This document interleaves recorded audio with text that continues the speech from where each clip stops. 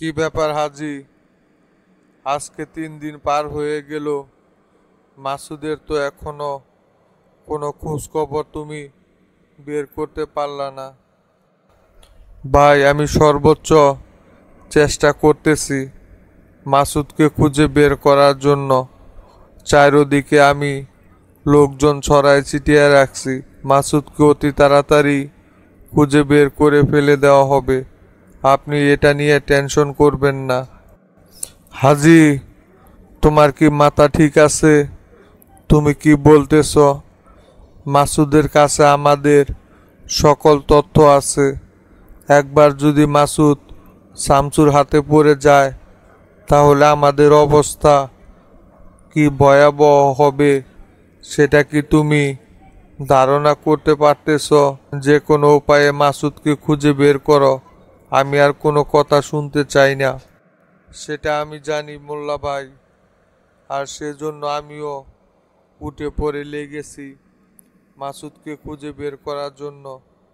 অতি তাড়াতাড়ি মাসুদকে খুঁজে বের করা হবে।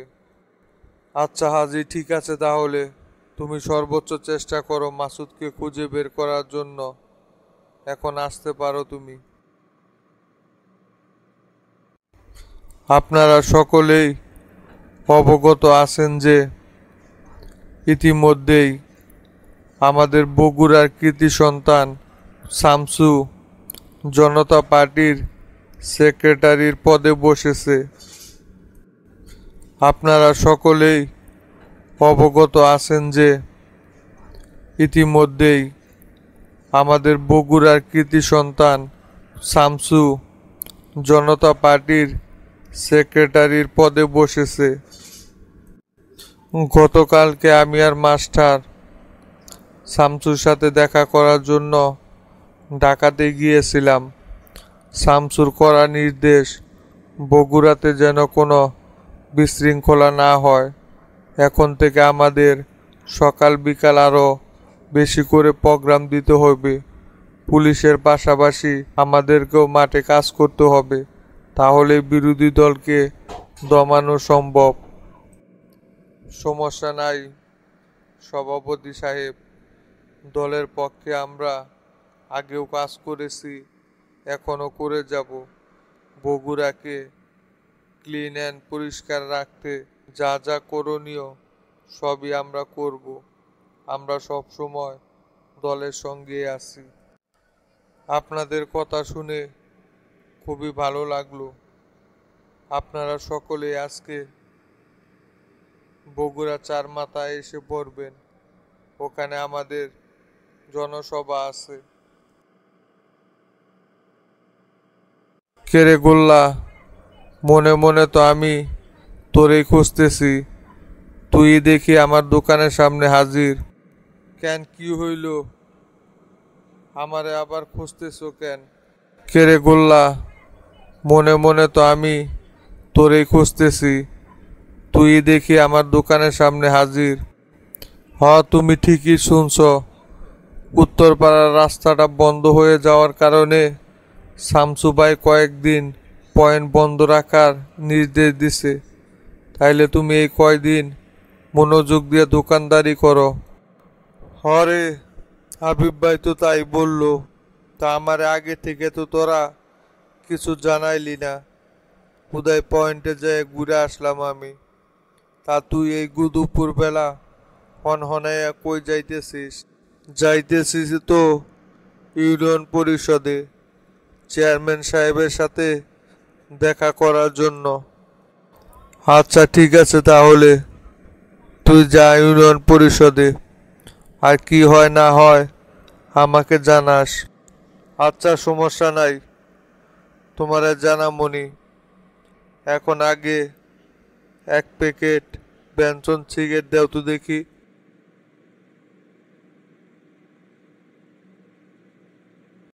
কিরে গোল্লা, আইসস তুই? তা দাঁড়াই আসস কেন? বসেক। আচ্ছা ভাই, ঠিক আছে, বসতেছি। তা টেরা ভাই, ঢাকা থেকে ঘুরে আসলেন, আমারে তো একবারও নিয়ে গেলেন না ঢাকা। শামসু ভাইয়ের সাথে আমিও দেখা সাক্ষাৎ করে আসতাম। ভাই এত বড় একটা দায়িত্ব পাইল, ভাইয়ের সাথে কি একটু দেখা করা দরকার ছিল না? আপনারা সবাই গেলেন, কিন্তু আমারে সঙ্গে কইরা নিয়ে গেলেন না। কষ্ট পাইছি ভাই আপনাদের এইরকম ব্যবহারে। ভাবছিলাম আপনাদের সাথে আমিও ঢাকা যাইয়া শামসু ভাইয়ের সাথে দেখা করে আসমু। অনেক দিন হয় শামসু ভাইয়ের সাথে তো দেখা হয় না। এমনিতে দেখাও হইতো, আর শামসু ভাইরে শুভেচ্ছাও জানানো হইতো, তা তো আর হইল না। দূর পাগল, ওইখানে আমরা গেছি তাড়াহুড়া কইরা, আবার আইসিও তাড়াহুড়া কইরা। শামসু ভাই কয়েকদিন পর এমনিতেই এলাকায় ঢুকবো, তখন শামসু ভাইয়ের সাথে সবাই মিলা দেখা করিসনি। এইটা নিয়ে মন খারাপ করার কি আছে? আমরা কি ওইখানে বেড়াইতে গেছি নাকি? হঠাৎ কইরা চাচা ফোন দিয়া বলল, যার কারণে তাড়াহুড়া কইরা চলে গেছি। শামসু ভাইরেও কিছু জানাই নাই আমরা, এমনিতেই কোনো পরিকল্পনা ছাড়াই আমরা ওইখানে গিয়েছিলাম। এই বিষয় নিয়ে তুই আর মন খারাপ করিস না। শামসু ভাই এলাকায় আসলে তখন শামসু ভাইয়ের সাথে দেখা করিস। শামসু ভাই এখন খুব ব্যস্ততার মাঝে দিন পার করতেছে, জানিসই তো দেশের অবস্থা খুব একটা ভালো না। তা টেরা ভাই, মাস্টার চাচা তো পয়েন্ট বন্ধ করে রাখতে বলছে সপ্তাহখানি। পয়েন্ট যদি সপ্তাহখানি বন্ধ করে রাখি, তাহলে পার্টি করে মাল দিমুনি কেমনে? পরে তো একটা চাপ পড়ে যাইব পয়েন্টের উপর। এমনিতেই প্রতিদিন দিন রাত 24 ঘন্টা পয়েন্ট চালানোর পরেও পার্টিদেরকে মাল দিতে পারতেছি না।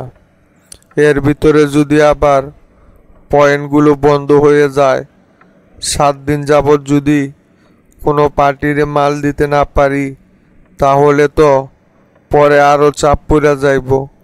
তখন এই চাপ কি আমরা সামাল দিতে পারমু? পয়েন্ট হঠাৎ কইরা বন্ধ না রাখলেও চলতো না, সীমিত আকারে যদি কিছুদিন চালাইতাম। না না, শামসু ভাইয়ের কড়া নির্দেশ আছে। এলাকার মানুষের ক্ষতি হয় এমন কোনো কাজ কোনোভাবেই আমাদের করা যাইব না। দক্ষিণ পাড়ার রাস্তাটা দেখতেছিস না? কয়েকদিন বৃষ্টিতে রাস্তাটার অবস্থা কীরকম হয়েছে। লোকজন ওই দিক দিয়া চলাফেরা করতেই পারতেছে না। এই অবস্থায় যদি আবারও ট্রাক ঢুকানো হয়, তাহলে রাস্তার একদম বেহাল দশা হয়ে যাইব। শামসু ভাই চায় না যে এলাকার মানুষের কোনো ভোগান্তিতে পড়ুক, তাই শামসু ভাই পয়েন্ট বন্ধ রাখতে বলছে। সমস্যা নাই, 1 সপ্তাহের ভিতরেই রাস্তা ক্লিয়ার কইরা পরে আবার পয়েন্ট চালু করতে হইব। তাই তো দেখতেছি। সেদিনকার দক্ষিণ পাড়ার সব লোক এক জায়গায় হইয়া আমাদের টাক আটকাই দিছিল। পরে খবর পাইয়া ওইখানে যাইয়া দেখি রাস্তার অবস্থা খুবই ভয়াবহ। সেই জন্যই নাকি তারা টাক আটকাই দিছে। পরে কথাবার্তা বইলা টাক ছুটাই নিয়ে আইছি। ইমার্জেন্সি ভাই, আপনি ওই রাস্তাটা পাকা করার ব্যবস্থা করেন। ওই রাস্তাটা যদি ক্লিয়ার হইয়া যায়, তাহলে পয়েন্টে আর কোনো ঝামেলাই থাকবে না। শুধুমাত্র ওই একটা রাস্তার জন্যই পয়েন্টে অনেক ঝামেলা হইতেছে, গাড়িগুলো ঠিক মতো ঢুকতে পারতেছে না।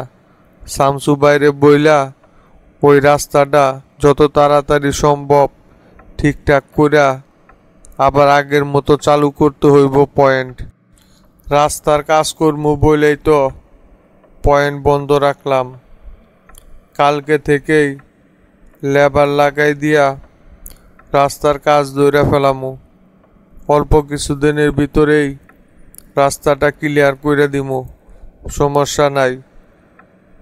তোরা এটা নিয়া কোনো রকমের টেনশন করিস না। শামসু ভাইয়ের এই বিষয় অবগত আছে। চল গুল্লা, দুপুর টাইম হয়ে গেছে, বাসায় যেয়ে লাঞ্চ করমু। আর ইউনিয়ন পরিষদে বসমু না। আবার বিকেলে পার্টি অফিসে নাকি চাচারা মিটিং করব। বিকেলে আবার পার্টি অফিসে উপস্থিত থাকতে হইব। আজকে আর ইউনিয়ন পরিষদে আসা হইব না। চল বাসার দিকে রওনা দেই। আচ্ছা ভাই, ঠিক আছে, চলেন তাহলে। বাইরে গাড়ি রেডি করাই আছে। কিরে শামসু, বগুড়ার সব নেতা কর্মী দেখি দলে দলে ঢাকায় আসা শুরু করছে। কালকে মাস্টার আর হাবিব টেরা ওরা আসলো তোর সাথে দেখা করার জন্য। আজকে আবার দেখি তোতা আর শফিক আইছে। দলে দলে দেখি ওরা সকলেই তোরে শুভেচ্ছা জানানোর জন্য ঢাকামুখী আসতেছে। কথায় আছে না গুরু, তেলালা মাথায় সকলেই তেল দিতে চায়। সেই রকম হইছে। যখনই শুনছে শামসু জনতা পার্টির সেক্রেটারির পদে চূড়ান্তভাবে মনোনীত হয়েছে, তখনই সবাই দলে দলে আমার সাথে সৌজন্য সাক্ষাৎ করার জন্য বগুড়া থেকে ঢাকায় আসতেছে। অথচ যখন এই শামসুর কোনো পদ পদবি ছিল না, তখন ওরাই শামসুকে দেখতে পারতো না। ওরা সব সময় চাইতো যে শামসু যেন কোনোভাবেই পার্টির সেক্রেটারির পদে না যাইতে পারে। আর এখন যখন সেক্রেটারি হইছি, তখন সকলেই দৌড়ে চলে আইছে শামসু। তা তো অবশ্যই, নিজের স্বার্থের জন্য সকলেই দৌড়ায়। তবে শামসু, তুই কিন্তু এখন সারা বাংলাদেশের সকল নেতাকর্মীর নেতা, তাই তোকে পিছনের কথা মনে রাখলে চলবে না। এখন তুই জনতা পার্টির হাল ধরেছিস। অতীতে কি ঘটনা ঘটেছে সেইগুলো সব ভুলে গিয়ে নতুন করে তোকে সব কিছু শুরু করতে হইব। এখন যাকে দলে অ্যাক্টিভ দেখবি তাকেই তুই সামনের দিকে এগিয়ে নিয়ে আসবি। কারণ দলের ভিতর ত্যাগী নেতা যারা, তারাই সব সময় অবহেলার শিকার হয়। তুই থাকতে যেন এই ঘটনার পুনরাবৃত্তি না হয়। না না গুরু, এই শামসু থাকতে এই ধরনের বৈষম্যতা কখনোই হবে না। শামসু সব সময় দলের জন্য যারা পরিশ্রম করে তাদের জন্যই শামসু কাজ করে যাবে। টাকা খেয়ে নেতা হওয়ার সময় এখন আর নাই। সেই দিন শেষ হয়ে গেছে। স্বৈরাচারের পতন হয়েছে। দেশে নতুন করে আবার নেতা গঠন করা হয়েছে। এই শামসুর কথা হচ্ছে দলের জন্য যে পরিশ্রম করবে, অবশ্যই দল তার জন্য পরিশ্রম করবে। দলের জন্য খাটলে দলও তার পুরস্কৃত করবে। আর দলের জন্য না খাটলে তার সারা জীবন রাজনীতি করেও কোনো লাভ নাই। একজন নেতার প্রকৃত আদর্শ হচ্ছে দলের জন্য কাজ করা, গণমানুষের জন্য কাজ করা। গণমানুষ বিশ্বাস করে এদেরকে ক্ষমতার চেয়ারে বসায়, কিন্তু ক্ষমতা পাওয়ার পরে এক একজন হায়নার মতো হয়ে যায়। তারা মানুষের সম্পত্তি লুটে পুটে খাওয়ার চেষ্টায় থাকে সব সময়।